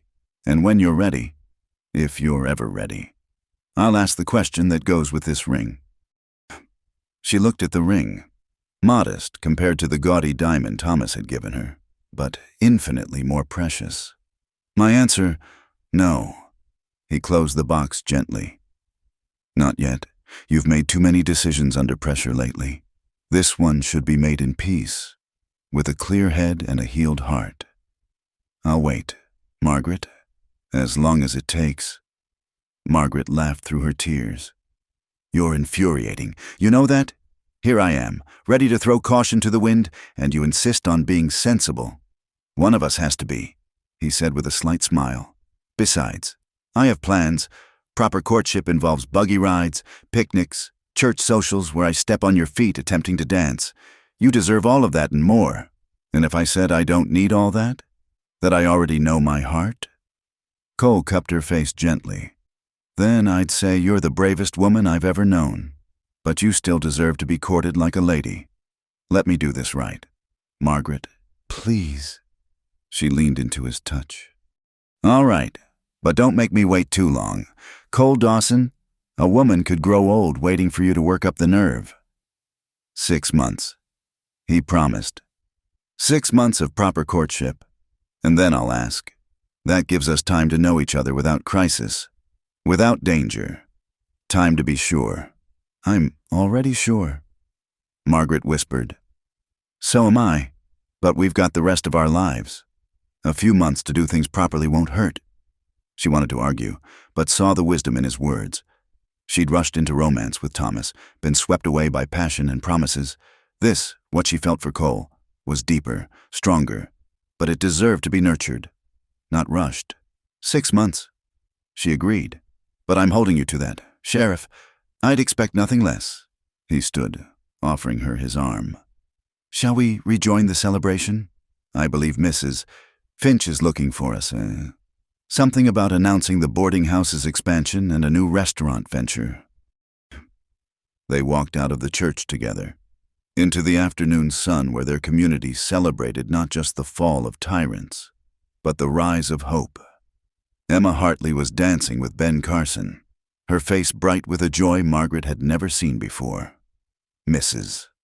Finch was holding court at a table, regaling listeners with tales of her plans for Willow Creek's finest dining establishment. Margaret, Cole, Mrs. Finch called out. Come here, both of you.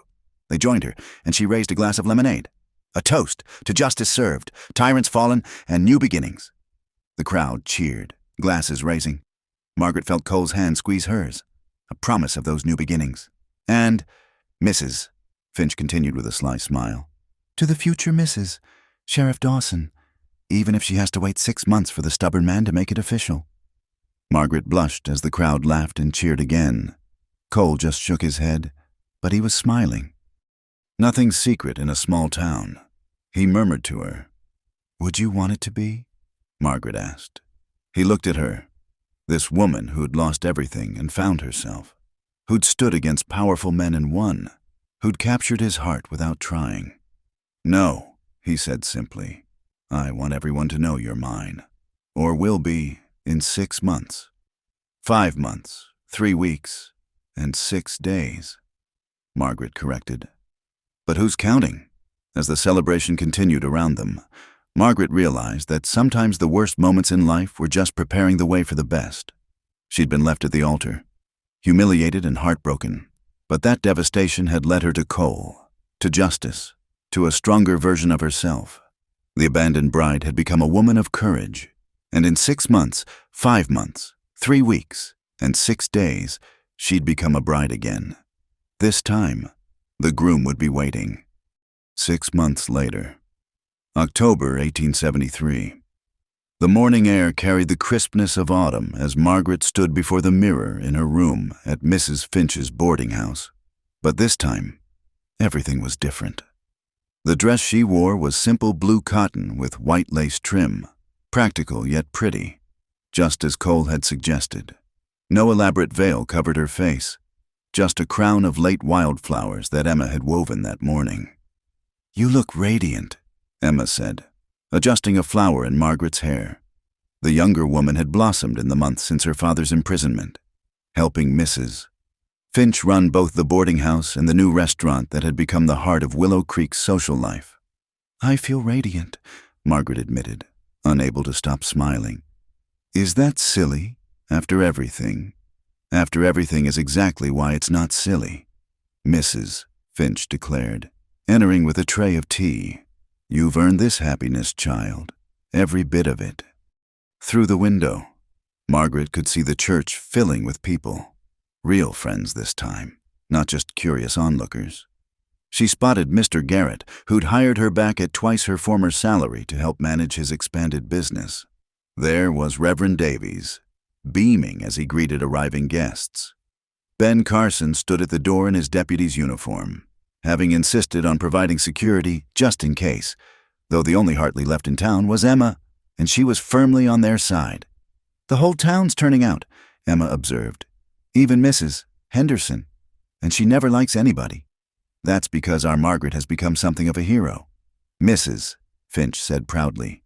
Standing up to the Hartleys inspired others. Why? Just last month, the town council elected its first female member, Sarah Morrison, the doctor's widow. Said if Margaret Porter could face down bullies, so could she. Margaret flushed. I wasn't trying to be a hero. The best ones never are, Emma said softly. A knock at the door interrupted them. Ladies, Ben Carson's voice called. The groom's getting mighty nervous down at the church. Keeps checking his pocket watch every 30 seconds. Margaret laughed. True to his word. Cole had courted her properly for exactly 6 months. They'd taken buggy rides along the creek, attended church socials, shared quiet dinners at Mrs. Finch's new restaurant. He'd been a perfect gentleman, never pressing, always respectful. But his eyes had promised so much more, and through it all, they'd talked about his childhood on a hardscrabble ranch in Texas, about her parents and their dreams for her, about Isabel and Sally McKenna and all the women who hadn't gotten justice, about the future they wanted to build together. Tell him 5 more minutes, Margaret called back. Tell him yourself. Cole's voice came through the door, warm with humor. Man's got a right to see his bride before the ceremony, doesn't he? Cole Dawson, Mrs. Finch scolded. It's bad luck. We've had all the bad luck we're going to have. Cole said firmly, I need to give Margaret something.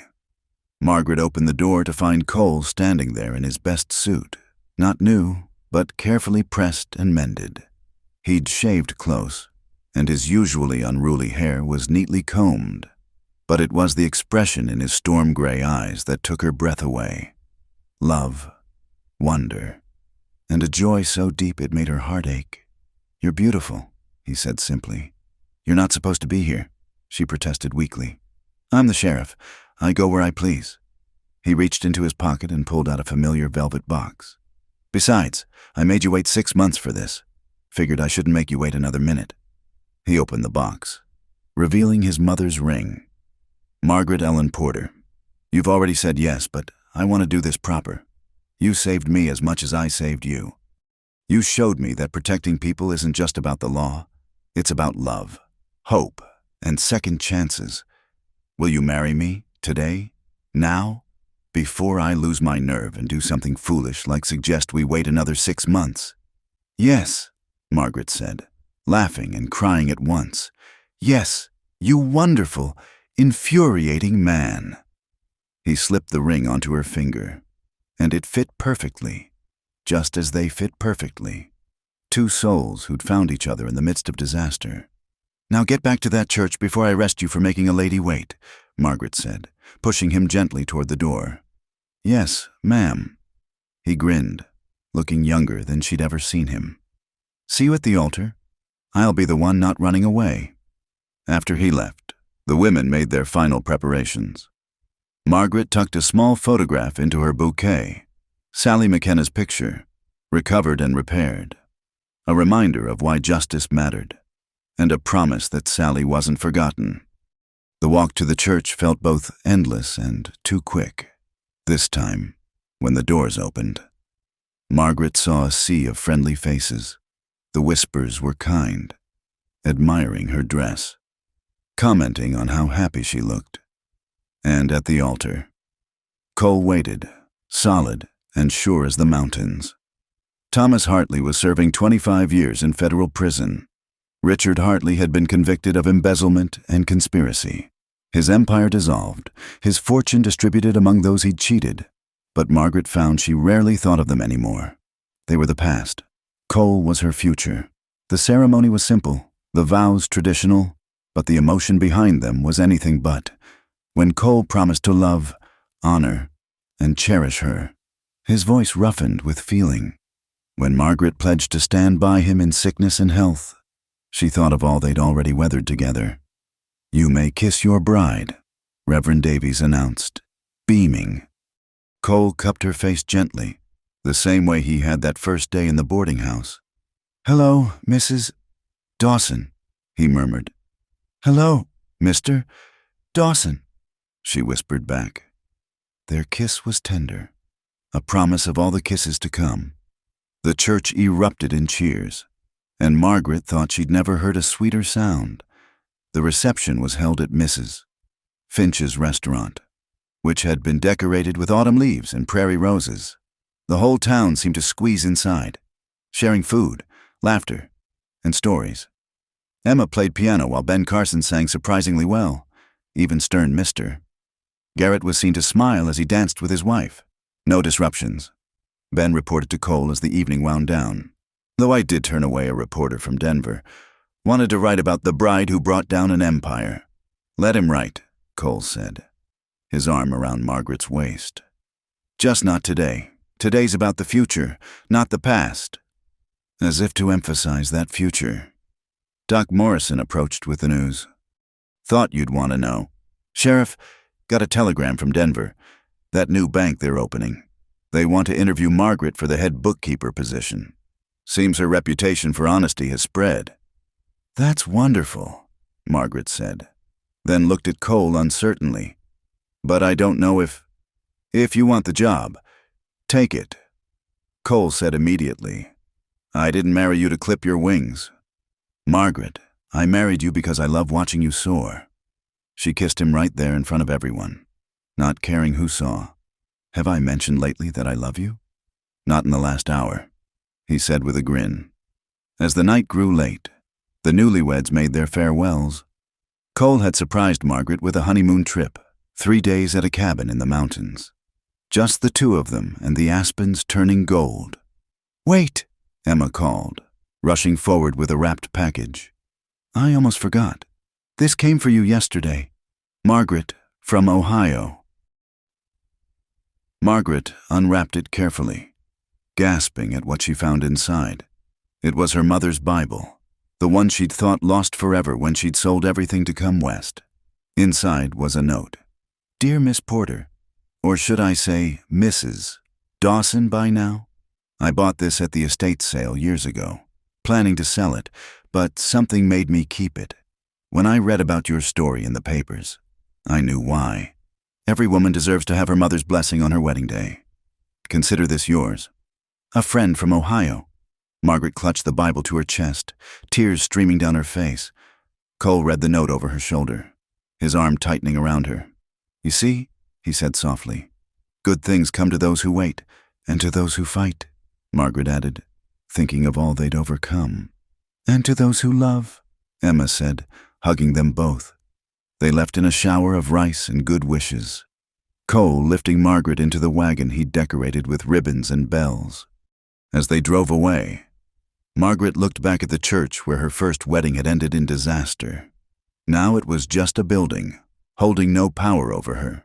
The real church was the community that had rallied around her, the friends who'd stood by her, the man who'd loved her enough to wait until she was ready. What are you thinking? Cole asked as they left Willow Creek behind, heading for the mountains. That I'm glad Thomas left me at the altar, Margaret said honestly. If he hadn't, I'd never have found you, never have found myself.